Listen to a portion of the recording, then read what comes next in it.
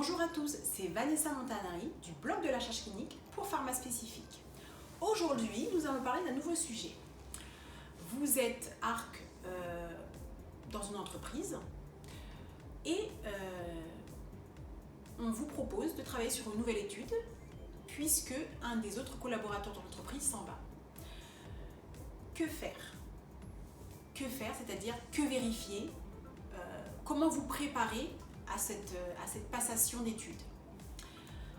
Alors, tout d'abord, il faut demander à l'ARC sortant tous les derniers rapports de monitoring et les lettres de suivi.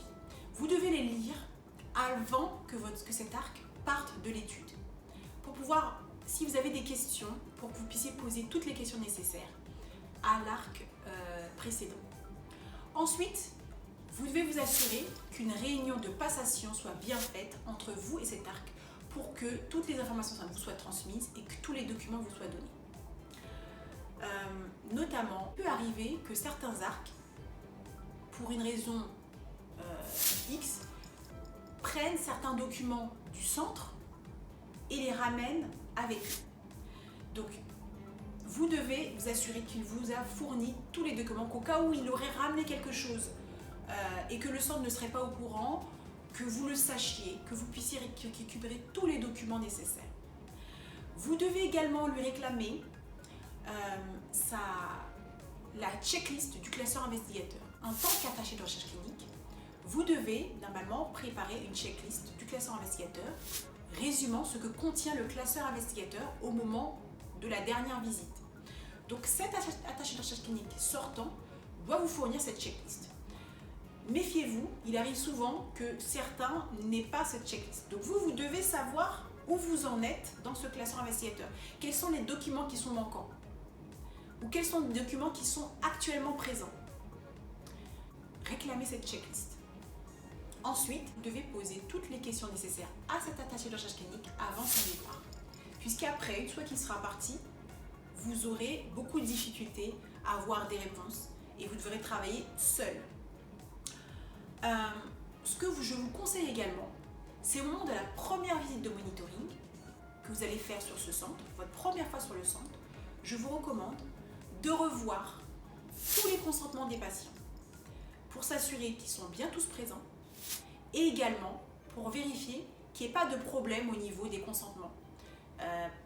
Par exemple, un consentement qui aurait été mal signé et qui n'aurait pas été signalé par l'ARC précédent. Ce sont des choses qui arrivent. Et à partir du moment que l'ARC précédent est parti, vous devez devenir responsable de tout ce qui va se passer. Vous devez vous assurer que les consentements sont présents et qu'ils ont bien été signés. Ça vous prendra très peu de temps. Peut-être, en fonction du nombre de consentements, ça vous prendra peut-être un quart d'heure. Mais je pense que c'est un minimum quand on débute sur un centre de s'assurer que tous les consentements sont présents et qu'ils sont bien signés, correctement signés. D'un monitoring à l'autre, l'ARC précédent peut avoir des lacunes de connaissances. Et sur le consentement, vous ne pouvez pas vous permettre d'avoir ce type de lacunes. Voilà. Donc j'espère que cette vidéo vous aura aidé pour vous améliorer en monitoring. Je voudrais également vous dire que Pharma Spécifique a créé un livre blanc pour vous expliquer comment mener vos études cliniques au succès. Ce guide est un guide d'une centaine de pages. Il s'agit de retours d'expérience de notre équipe pour vous aider à mieux appréhender les essais cliniques. Vous pouvez télécharger ce guide en bas de la vidéo. Si vous voulez plus d'informations sur la recherche clinique, allez sur le blog de la recherche clinique, le lien est ici. Si vous voulez avoir plus d'informations sur Pharma Spécifique est une CRO spécialisée en recherche clinique, vous pouvez vous rendre sur le site de Pharma Spécifique qui est ici. Je vous remercie de mettre j'aime en bas de cette vidéo si vous avez aimé ce programme et je vous souhaite une bonne journée. Je vous remercie de nous suivre. À bientôt. Au revoir.